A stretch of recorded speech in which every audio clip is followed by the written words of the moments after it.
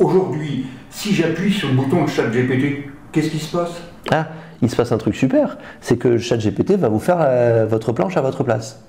Mais, et vous l'acceptez? Ben non, parce qu'en fait, je vous rappelle, l'objet, c'est pas d'aller chercher sur Internet ce que quelqu'un qui est plus intelligent que vous, prétendument, a dit.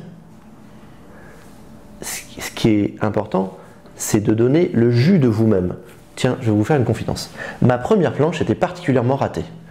La première planche que j'ai faite, on m'avait demandé de travailler sur l'eau. Donc j'ai fait une planche sur l'eau. Alors comment j'ai fait? J'ai lu des livres, j'ai vu des documentaires, je suis allé chercher dans des magazines, j'ai même fait des entretiens. Vous voyez? Et puis j'ai fait ce que je savais faire, c'est-à-dire un travail universitaire, avec un plan en 2 parties, 2 sous-parties, voilà. Ça a duré 40 minutes. C'était une atrocité, je pense, pour les gens qui m'ont subi. Et puis à la fin, il y a des gens qui sont venus me dire oh, « c'était super, hein, vraiment, voilà ». Et puis il y a des gens sincères qui sont venus me dire « écoute, tu as beaucoup travaillé, mais tu n'as rien compris, c'est pas ça qu'on te demande ». En fait, ChatGPT, il va travailler pour vous. Mais je vous ai dit tout à l'heure, ce qui nous intéresse, nous, c'est en travaillant de parfaire soi-même, de travailler nos valeurs. Si c'est ChatGPT qui le fait, ben, ChatGPT va être un mec meilleur, mais nous non, donc ça sert à rien. Tout le monde a-t-il sa place pour rentrer à la Grande Loge de France, classe sociale, âge, sexe, etc.? Oui. Tout le monde. Pour peu qu'on ait 18 ans et qu'on n'ait pas appartenu à une association ou à un groupement qui prône la haine ou la discrimination. En dehors de ça, tout le monde peut rentrer. Et je vais même vous dire, les gens qui pensent que la franc-maçonnerie est une élite, c'est parce qu'on n'a pas encore assez suffisamment expliqué qu'elle ne l'est pas.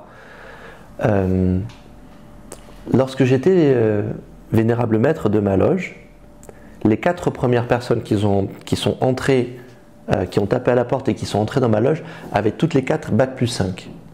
Est-ce que vous pensez vraiment que tout ce qu'on doit savoir dans la vie, on l'acquiert 5 ans après le bac? Non, c'est une connerie ça. Donc en fait, tout ce qu'on acquiert dans la vie, c'est tous les jours, en travaillant, en lisant, en parlant avec les autres, en échangeant, en progressant. Et pour peu que vous avez envie de transmettre ce que vous savez et de recevoir ce que les autres ont envie de vous transmettre, vous pouvez appartenir à la Grande Loge Mixte de France. Alors imaginez, moi je suis un ouvrier, un manuel, je travaille avec une équerre, avec une compas, c'est mes outils de travail.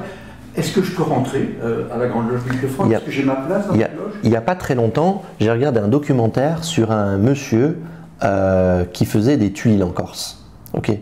Et ce monsieur, en fait, il travaillait les tuiles d'une manière pas antique, mais ancienne en tous les cas.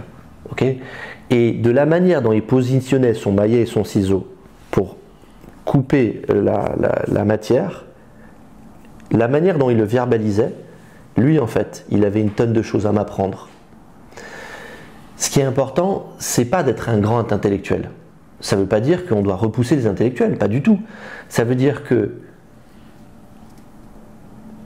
ce que vous savez, vous pouvez le faire passer par les émotions. Ce n'est pas la peine d'avoir lu tous les Grecs de la Terre. À partir du moment où vous savez quelque chose, si vous avez envie de le transmettre, eh ben vous pouvez.